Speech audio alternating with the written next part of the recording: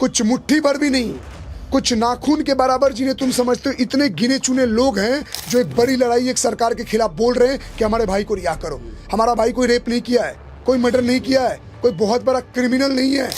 जाओ उन मेवातियों को पकड़ो जो दिन भर तुम्हें धमकी देते रहते हैं, दिन भर तुम्हें मिटाने की बात करते हैं। जाओ उस हर्षिकारा को पकड़ो जो दिन रात तुम्हारे सरकार की आलोचना करता है।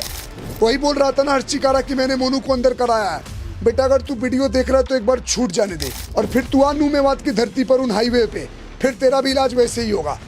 ये कभी अपने राष्ट्र के सगे नहीं है, ये कभी किसी माटी के सगे नहीं हो सकते। ये तब तक ही किसी राष्ट्र और किसी माटी के और किसी के सगे होते हैं जब तक उनको जरूरत होती है। जिस दिन इनका तादाद ज्यादा हो गया सीधा यही बात बोलेंगे, बेटा मेरी आबादी ज्यादा है, इस जगह को खाली करो, ये इस्लामिक राष्ट्र बनेगा। तो वो इस्लामिक राष्ट्र का जो 2047 का सपना देख रहे हैं, तो जितने भी चेहरे देखो याद रखना, युद्ध तुम्हें हमसे ही करना है, हमारी पीढ़ियों से करना है, क्योंकि नपुंसक तो सारे घर में बैठे हुए हैं। और बात रही मोनू भाई की, चर्चा वहीं फिर लाऊंगा, भाई को तो छुड़वाएंगे जी। अब आज इस ज्वालामुखी में घी डालने का काम मैं करूंगा। ये वोट लेते हैं गाय के नाम पे, वोट लेते हैं हिंदुत्व के नाम पे और हिंदुत्व विरोधी काम कर रहे हैं। इससे कहीं लाख दुगना अच्छा कांग्रेस थी। कम से कम वो किसी एक पार्टी को, एक समुदाय को सपोर्ट करती थी, खुल के करती थी और अच्छे से वोट पाती थी, कोई दिक्कत नहीं है। हिंदू भी काम करता, हिंदू वोट देता था, वो भी देता था, बट इतना हिंदू टॉर्चर नहीं होता था जितना बीजेपी गवर्नमेंट में हो रहा है। गौ रक्षकों के कुत्ते का हाल तुम कर रखे हो। साला भैंस का गाड़ी मिल जाता है, तुम पकड़ के ऐसे टॉर्चर करते हो जैसे किसी आतंकवादी को पकड़ लिए हो। और गाय का ट्रक पकड़ा गया तो कुत्ते की तरह मुंह बना के सारे खड़े रहते हैं। क्यों? क्योंकि अब तो फंस गए। प्रशासन भी दोगला रवैया करता है। जिस तरह मोनू मानेसर भाई वहां पकड़े नहीं गए थे ना, वहां थे वो, उनका लाइव लोकेशन भी देखा गया था, वो कहीं और का था, बट राजनीतिक रोटियां सेकने के लिए उनको फंसाया गया ताकि कहीं हमारी सीट न चली जाए। और जिस दिन मोनू भाई बाहर आएंगे और जिन जिन बंदों ने ये काम किया है ना फंसाने का, पहले हम उन्हीं को देखेंगे। ये लिखा गया है कि जो भी गाय को मारता है या उसके द्वारा मृत्यु होती है, जो भी मारेगा उसको या तो मृत्युदंड या उसका देश लिखाना होना चाहिए। हम सनातन की बात करें ना, तो एक सनातनी होने के नाते अगर मोनू मानेसर ने उसको मार दिया या मैं तो फिर किस बात का दंड, किस बात का? हमारे ग्रंथ ये कह रहे हैं ना, या तो आप ये कह दो कि हम सनातनी नहीं है, हम तो मुल्ले हैं। अगर कोई मेरे माँ को या मेरे गौ माता को अगर आंख के सामने कटेगा, मेरे हाथ में हथियार होगा, छाती में गोली मारूंगा। लेकिन डॉक्टर साहब मीडिया हाउस भी तो लाखों में है। जो मीडिया हाउस एक समय मोनू मानेसर को बेच रहे थे, मोनू मानेसर के नाम पे टीआरपी ले रहे थे, लेकिन जैसे जैसे समय ढलता गया उनका टीआरपी का ग्राफ भी गिरता गया। तो एक बात बताइए कि टीआरपी के लिए ही मीडिया वाले साथ देंगे मोनू मानेसर का, कि आप फिर से मीडिया में मुद्दा नहीं उछलना चाहिए? सुनो, एक दिन ऐसा ना हो कांग्रेस भी अपने अति पे था, चरम पे था, आई ना भाजपा, कोई परमानेंट तो है नहीं जी। तो मान लो अगर भाजपा जिस नीति को लेकर इस देश में राज कर रही है, हो सकता है जो भाजपा अंगूठा दबा रहे हैं कोई नई पार्टी उग्र हो जाए, कोई गौरक्षकों की पार्टी संगठन बन जाए और इनको रगड़ के वही हाल कर दे। तो वक्त रहते संभल जाए। एक वीडियो आपको स्क्रीन पे दिखा रहे, ये हमारे आदेश सोनी भाई हैं, ये रायपुर छत्तीसगढ़ के हैं। इन्होंने, ये भी बहुत बड़े गौरक्षक है, ये वही भाई हैं जिन्होंने अपनी उंगली काट दी। कहीं ना कहीं ये भी मोनू भाई को जानते होंगे और उनसे प्रेरित होंगे। हम भी भाई प्रेरित हैं। ये कल एक शव यात्रा निकाल रहे थे, उस शव यात्रा को रोक दिया गया क्योंकि उसमें कागज थी, एक गौ माता थी और इनको अरेस्ट किया गया। तो अब सोचो कि गौ रक्षकों का सबसे बुरा हाल बीजेपी सरकार में ही है। आप समझो, आप उन लोगों में तो बाकी राज्यों में जहां जहां इनकी सरकार नहीं हो तो खुला मौज में है, और दूसरे राज्यों में इनके लोग खुला बोलते एक बार सरकार हटने तो तुम्हें बताएंगे। ये क्या बताएंगे मुझे समझ में नहीं आता। इसीलिए भाजपा को लेकिन भाजपा को गौरक्षकों के अलावा मुस्लिमों का भी तो साथ चाहिए ना। अगर सारा साथ आपके साथ हो जाएगा तो फिर मुस्लिम वोट कहाँ से देगा? देखो भैया, हम तो सावरकर जी को मानते हैं। ये कभी अपने राष्ट्र के सगे नहीं है, ये कभी किसी माटी के सगे नहीं हो सकते। ये तब तक ही किसी राष्ट्र और किसी माटी के और किसी के सगे होते हैं जब तक उनको जरूरत होती है। जिस दिन इनका तादाद ज्यादा हो गया सीधा यही बात बोलेंगे, बेटा मेरी आबादी ज्यादा है, इस जगह को खाली करो, ये इस्लामिक राष्ट्र बनेगा। तो वो इस्लामिक राष्ट्र का जो 2047 का सपना देख रहे हैं, तो जितने भी चेहरे देखो याद रखना, युद्ध तुम्हें हमसे ही करना है, हमारी पीढ़ियों से करना है, क्योंकि नपुंसक तो सारे घर में बैठे हुए हैं। और बात रही मोनू भाई की, चर्चा वहीं फिर लाऊंगा, भाई को तो छुड़वाएंगे जी। अब आज इस ज्वालामुखी में घी डालने का काम मैं करूंगा जी। अब डालूंगा, अपने जितने भी पेज है सारे हैंडलों पे डालूंगा और सबसे निवेदन करूंगा पूरे भारत के जितने भी क्रिएटर है, जितने भी इन्फ्लुएंसर, भाई के लिए आवाज उठाओ और कल आपको इसका रिजल्ट मिलेगा। और कल ये ट्विटर पे भी चलेगा कि कुछ लोग हैं, कुछ मुट्ठी भर भी नहीं, कुछ नाखून के बराबर जिन्हें तुम समझते हो, इतने गिने चुने लोग हैं जो एक बड़ी लड़ाई एक सरकार के खिलाफ बोल रहे हैं कि हमारे भाई को रिहा करो। हमारा भाई कोई रेप नहीं किया है, कोई मर्डर नहीं किया है, कोई बहुत बड़ा क्रिमिनल नहीं है। जाओ उन मेवातियों को पकड़ो जो दिन भर तुम्हें धमकी देते रहते हैं, दिन भर तुम्हें मिटाने की बात करते हैं। जाओ उस हर्षिकारा को पकड़ो जो दिन रात तुम्हारे सरकार की आलोचना करता है। वही बोल रहा था ना हर्षिकारा कि मैंने मोनू को अंदर कराया है। बेटा अगर तू वीडियो देख रहा है तो एक बार छूट जाने दे और फिर तू आ मेवात की धरती पर उन हाईवे पे, फिर तेरा भी इलाज वैसे ही होगा। ये अपने आप को बदमाश बताते। कौन सी सरकार भाई? गौ रक्षकों के कुत्ते का हाल तुम कर रखे हो। साला भैंस का गाड़ी मिल जाता है, तुम पकड़ के ऐसे टॉर्चर करते हो जैसे किसी आतंकवादी को पकड़ लिए हो। और गाय का ट्रक पकड़ा गया तो कुत्ते की तरह मुंह बना के सारे खड़े रहते हैं। क्यों? क्योंकि अब तो फंस गए। प्रशासन भी दोगला रवैया करता है। भैंस का गाड़ी मिल गया तब चौधरी बन जाता है और गाय का मिल जाता है तो हाँ कोऑपरेट कर रहे हैं। उसमें भी कोशिश यही करता है कि इनको जोर तोड़ दबाव डाल दूल के हटा दो, खत्म करवा दो। अरे भाई किसकी दलाली कर रहे हो? बांग्लादेश में उन्होंने किसी को नहीं छोड़ा, जब आबादी ज्यादा हो गई तुम्हें छोड़ देंगे। लेकिन डॉक्टर साहब, गाय को माता मानने वाली सरकार में ही गौ रक्षकों का ये हाल होगा तो फिर विचारधारा कहाँ जाएगी? क्योंकि आज विपक्षी भी यही कहते हैं सबसे ज्यादा गौ तस्करी तो आपकी सरकार में ही हो रही है। गौ हत्या पे बैन क्यों नहीं लगा देते? गाय को राष्ट्रीय पशु घोषित क्यों नहीं कर देते? भैया मैं तो क्या बोलूं, मैं तो खुद झेल रहा हूँ। एक वीडियो डाल दी थी कि खाली पता बता दो, गाय खाते हो तो मैं जमीन में गाड़ दूंगा। इस पे भारत में कम से कम 1000 वीडियो बनी है मेरे खिलाफ कि ये ले गाय का मीट खा रहा हूँ, आ ले रोक ले। तो सोचो इस भारत देश में ऐसे भी लोग हैं जो खुला सरकार ने जबकि बोला है बीफ में गाय नहीं आता है और उसकी मीट खा कर वीडियो डाल रहे हैं और पुलिस उनसे सिर्फ माफीनामा करवा के छुड़वा देती है और वो खुला देश में घूम रहे हैं। आप करके दिखा लो, किसी मस्जिद पे एक सुअर का सर काट के फेंक के देख लो, आप जिंदा बच जाओ तो बता दो। मैंने इंटरव्यू शुरू किया था, मैंने पहला सवाल यही किया था। एक तरफ गौ रक्षा करने वाले को 2.5 साल से जमानत नहीं मिल रही, अंदर रखा जा रहा, दूसरी तरफ गौ हत्या करने वाले कांग्रेस सरकार में मान लो इनको सह दी गई तो बीजेपी सरकार में कौन इन्हें सह दे रहा है? मैं एक बात बताऊं, कहीं ऐसा ना हो एक दिन गौ माता का सही में इनको तगड़ा श्राप लग जाए और ये नस्तो नाबूद हो जाए। वक्त रहते संभल जाए। बाकी प्रधानमंत्री को, राष्ट्रपति जी को जो आवेदन दिया गया है इस पे देखते हैं क्या रिजल्ट आता है।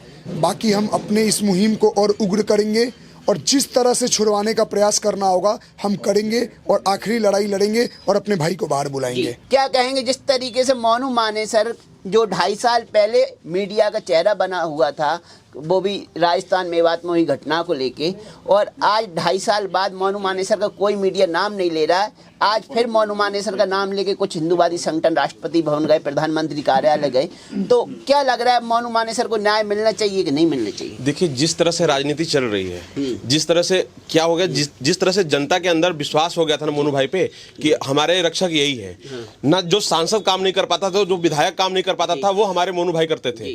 तो उस सांसदों के अंदर डर आ गया कि कहीं ये बंदा हमारा ना सीट छीन ले। तो ये बस सिर्फ राजनीतिक दबाव से उनको अंदर किया गया है। अदर कोई उनके ऊपर कोई सबूत पाया नहीं गया उनके खिलाफ कि इनको उस चक्कर में उनको जमानत ना मिले। बट जिस तरह से वो काम कर रहे हैं, क्योंकि आज के डेट में जितना जो देश के लिए काम कर रहा है, जो गाय माता के लिए काम कर रहा है, वही ज्यादा पकड़ा जा रहा है। जो सरेआम कत्ल कर रहा है, जो जिहाद फैला रहा है, उसे हर महीने आप देखो, अगले महीने डेट आ रही है, अगले महीने जमानत मिल जा रही है। और जो देश हित के काम कर रहा है वो जेल में रह रहा है, उसको जमानत तक नहीं मिल पा रही है, उसका हेयरिंग तक नहीं आ रही है। सवाल भी यही है, सरकार आपकी, प्रशासन आपका, संगठन आपका, लेकिन फिर भी आपके ही संगठन के लोग, गौरक्षकों को ही जेल में डाला जा रहा है। तो फिर सरकार बनाने का फायदा क्या हुआ? देखिए ये दोगलापन है।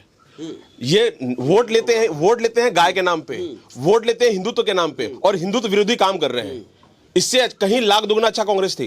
कम से कम वो किसी एक पार्टी को, एक समुदाय को सपोर्ट करती थी, खुल के करती थी और अच्छे से वोट पाती थी, कोई दिक्कत नहीं है। हिंदू भी काम करता, हिंदू वोट देता था, वो भी देता था, बट इतना हिंदू टॉर्चर नहीं होता था जितना बीजेपी गवर्नमेंट में हो रहा है। हम सोचते हैं, हम लड़ाई लड़ते हैं कि चलो हमारी गवर्नमेंट है, हम खुल के लड़ाई लड़ते हैं, अपनी बात को आगे रखते हैं, और इस गवर्नमेंट में क्या हो रहा है, हमें ही पकड़ के जेल में भर दिया जा रहा है। जिस तरह मोनू मानेसर भाई वहां पकड़े नहीं गए थे ना, वहां थे वो, उनका लाइव लोकेशन भी देखा गया था, वो कहीं और का था, बट राजनीतिक रोटियां सेकने के लिए उनको फंसाया गया ताकि कहीं हमारी सीट न चली जाए। केवल ये सीट का फंडा है। केवल अपनी अस्तित्व बचाने की फंदा है। और जिस दिन मोनू भाई बाहर आएंगे और जिन जिन बंदों ने ये काम किया है ना फंसाने का, पहले हम उन्हीं को देखेंगे। लेकिन अभी क्या देख रहे हैं? अभी तो मोनू भाई का परिवार भी परेशान है, मोनू भाई भी अंदर है, 2.5 साल से संघर्ष जेल के अंदर से चल रहा है, यहाँ परिवार बाहर संघर्ष कर रहा है और यहाँ कार्यकर्ता मोनू भाई के प्रशंसक जो भी हैं, जो उनके लिए संघर्ष करने निकले हुए, तो रिजल्ट आएगा या नहीं आएगा? देखिए, हम सभी भाई मिलके तो यही अपील कर रहे हैं, राष्ट्रपति के पास जा रहे हैं, पीएम मोदी के पास जा रहे हैं, अपना गुहार लगा रहे हैं, आप देख ही रहे हैं, सारी सर्टिफिकेट पड़ा हुआ है। हम ये सोचते हैं कि जो हेयरिंग आने वाली है इस पे हमारे भाई को जमानत मिले, वो बाहर आए, क्योंकि कोई ऐसा उस पर नहीं है, बट जिस तरह से दबाव डाल के उसको फंसाया जा रहा है भाई को हमारे, इस वजह से हम ज़्यादा से ज़्यादा संख्या में अपील करेंगे, ज़्यादा से ज़्यादा संख्या में रोड पे आएंगे, ताकि सरकार को और गवर्नमेंट को ये लगे कि भाई ये बिना मतलब का फंसाया गया है हमारे भाई को, जल्द से जल्द इसको जमानत मिलनी चाहिए। और मैं बस एक ही बात कहना चाहूंगा, जो ये गवर्नमेंट है ये बिल्कुल सनातन के नाम पे है, सनातन की बात करती है। और जब तुम सनातन की बात करते हो तो सनातन में सबसे पहले आती है गौ माता। जब हम सनातन की बात करते हैं तो जो हमारे ग्रंथ हैं, जो हमारे वेद हैं, हमारे वेदों में भी ये है, ये लिखा गया है कि जो भी गाय को मारता है या उसके द्वारा मृत्यु होती है, जो भी मारेगा उसको या तो मृत्यु दंड या उसका देश लिखाना होना चाहिए। हम सनातन की बात करते हैं ना, तो एक सनातनी होने के नाते अगर मोनू मानेसर ने उसको मार दिया या मैं तो फिर किस बात का दंड, किस बात का? हमारे ग्रंथ ये कह रहे हैं ना, या तो आप ये कह दो कि हम सनातनी नहीं है, हम तो मुल्ले हैं, या आप किसी और दूसरी कम्युनिटी से हो। पर मैं कह रहा हूँ कि अगर मैं एक सनातनी होने के नाते अगर मैं ऐसा कर रहा हूँ तो मैं गलत नहीं हूँ। गलत हूँ तो फिर ये कह दो कि हम सनातनी नहीं है। तो भाई जो सनातन के नाम पे वोट मांग रहे हैं, तो उनसे बस इतना ही मेरा अनुरोध है, प्लीज सनातन को सपोर्ट भी करो, दिल से मानो, राजनीति के लिए नहीं करो। अगर राजनीति की रोटियां ही सेकना है तो फिर खुल के करो, फिर सनातन के नाम पे वोट मत मांगो। तो मेरा बस यही कहना है। बाकी जय श्री राम, जय गौ माता, जो हमसे अपने भाइयों के लिए होगा वो हम करेंगे। जय श्री राम। सबूतों के अभाव कैसे हो गए? जब वो व्यक्ति गर्दन काटने से पहले उन्होंने वीडियो बनाया, गर्दन काटते समय उन्होंने वीडियो बनाया, गर्दन काटने के बाद उन्होंने वीडियो बनाया, और उसके बाद भी अगर हम ये कह रहे हैं कि भाई सबूतों की कमी है, तो ये हमारे सबूतों की कमी प्रशासन बोल रहा है, क्योंकि उनकी लोकेशन ट्रेस नहीं कर पाया प्रशासन। ये हमारे सिस्टम का फेलियर है। अरे यार, कैसी बात कर रहे हैं कि मतलब उनकी लोकेशन ट्रैक नहीं हो रही। अबे जो बंदा वीडियो बना रहा है, वीडियो में लोकेशन कौन सी ट्रैक होनी है? तो खुद जब व्यक्ति वीडियो बना के वो कर रहा है, उसके बाद तो हम तो जी यही कह रहे हैं कि है ना, देखो अश्वनी उपाध्याय बार बार वही चीज़ चिल्ला रहे हैं कि भाई नार्को पॉलीग्राफ टेस्ट जो है वो कंपलसरी करना चाहिए, न्याय जो है 1 साल के अंदर मिलना चाहिए। न्याय प्रक्रिया भारत की जो है धीरे धीरे इतनी लद्दड़ होती जा रही है, हम इतने पिछड़ते जा रहे हैं न्याय में कि सालों सालों तक केस चलते रहते हैं और निर्दोष लोग जो है वो उस चक्की में पिस रहे हैं। तो मैं अपनी भारत सरकार से ये बहुत विनम्रता से ये अनुरोध कर रहा हूँ कि भाई साहब इस न्याय व्यवस्था को संभालिए, ये भारत को संभालिए। भाई हमारे जो भी मतलब जिन लोगों को न्याय व्यवस्था पे भरोसा है, उनका भरोसा मत उठने दीजिए। हमारे मोनू मानेसर भाई को भी देखो 2.5 साल से ज़्यादा हो गए जेल में पड़े पड़े, उनको जमानत, भाई जमानत जो है सबका अधिकार है ना। तो जमानत जब सबका अधिकार है तो एक व्यक्ति जो है 2.5 साल से जेल में है जिसके ऊपर आरोप सिद्ध भी नहीं हुआ, तो ये क्या है? ये जो है न्याय प्रक्रिया का फेलियर है। तो ये न्याय प्रक्रिया का फेलियर जो है भाई साहब, इसको जो है आप समझिए। सरकारों से मेरा यही अनुरोध है कि इन चीज़ों को समझिए कि आप जो है किस दिशा में देश को लेकर के जा रहे हैं। देश को हमें उन्नति की ओर लेकर के जाना है, और वो उन्नति की ओर तब जाएगा जब हमारा व्यक्ति खुशहाल होगा। और अभी तो मतलब इतने छोटे छोटे से केसों में हम सालों सालों तक उलझे हुए हैं, तो ये जो है ना, ये फेलियर है हमारा। तो इन चीज़ों को संभालने की ज़रूरत है। धन्यवाद। इस तरह की घटनाएं होती हैं, गौकसी की घटनाएं होती हैं, या कट्टरपंथियों की ताकतों द्वारा कुछ उटपटांग बयान दिए जाते हैं, या घुसपैठियों द्वारा जो झुग्गी झोपड़ियाँ बसाई जा रही हैं, उनके प्रति आप बहुत जागरूक हैं। लेकिन एक समय जब मोनू मानेसर को जेल में डाल दिया गया, आज 2.5 साल हो गया, तो 2.5 साल बाद आप क्या कर सकते हैं आज मोनू मानेसर के लिए? मेरे को तो सबसे पहले हंसी आ रही है सरकार पे। अब देखो, जिस कांग्रेस सरकार ने क्लीन चिट दे दिया था, उसी को हरियाणा की बीजेपी सरकार ने पता नहीं क्या किया, या किसका दबाव था, या किस लोकल नेता का प्रेशर था। संपूर्ण पार्टी के नेतृत्व को तो मैं दोष नहीं दे सकता, लेकिन अगर उसके अंदर बैठे हुए कुछ लोग ऐसे अगर हैं दोगले, जो हमारे मोनू भाई के काम से अगर उनको परेशानी और दिक्कत हो रही है, तो हो सकता है कि वो भी उस गौ तस्कर के बराबर ही हैं, जो गाय माता को कटवाने का काम करते हैं, बिकवाने का काम करते हैं। गौ माता का सेवा करना या काम करना या रक्षा करना कब से अपराध होने लगा? हमारे गीता में भी लिखा गया धर्मियों के साथ किया गया अधर्म धर्म है। अगर कोई मेरे माँ को या मेरे गौ माता को अगर आंख के सामने कटेगा, मेरे हाथ में हथियार होगा, छाती में गोली मारूंगा। सरकार को भी बात समझना चाहिए, आप किस बेसिस पे सरकार बनाए हो। आप सनातन हिंदुत्ववादी विचारधारा पे ये वही लोग खड़े हैं। ये फोटो देखो मनु भाई के साथ, जूम करो कैमरामैन। ये जितने लोग हैं शायद हो सकता है कि अभी भी इनके परिवार वाले भाजपा को ही वोट देते हैं, क्योंकि कहीं ना कहीं हमें उनसे उम्मीद है। हम उनको उम्मीद पे लाए हैं कि ये सरकार वो करेगी जो कोई नहीं किया। लेकिन अगर यही सरकार अगर मुंह फेरेगी, अरे रेप मर्डर के चार्ज में क्रिमिनल छूट जाते हैं 6-6 महीना में, साल भर में। आप रेप मर्डर की बात कर रहे हैं, यहाँ तो आतंकी 1 साल में छूट गए। अब सोचो इन आतंकियों की लॉबी कितनी स्ट्रांग है कि कपिल सिब्बल जैसा वकील खड़ा हो जाता है, कसाब से लेकर, और अभी ये 5-5 डॉक्टर पकड़ा है। और एक हरियाणा के हमारे, सोचने वाली बात है, मैं तो सरकार पे हंस रहा हूँ। मैं एक बात बताऊं, जनता तो फुल सपोर्ट में है, और जिन नेताओं को डर है कि मोनू भाई के आने से, छूटने से उनकी गद्दी चली जाएगी, तो ये डर बना के रखना। मैं खुला बोल रहा हूँ, कोई 100 साल 150 साल किसी को कैद नहीं रख जाएगा। हर दिन एक नया सवेरा होगा, और जिस दिन भाई आएगा मैं पर्सनली मिलके बोलूंगा, ये जो साले क्षेत्र में उनको हराओ। राजनीति में आना अब जरूरी हो गया है हर सनातनियों को, हर गौरक्षकों को। क्यों? क्योंकि जिनको बैठाए हैं वो निकम्मे हो गए हैं। सीधी बात बोल रहा हूं मैं।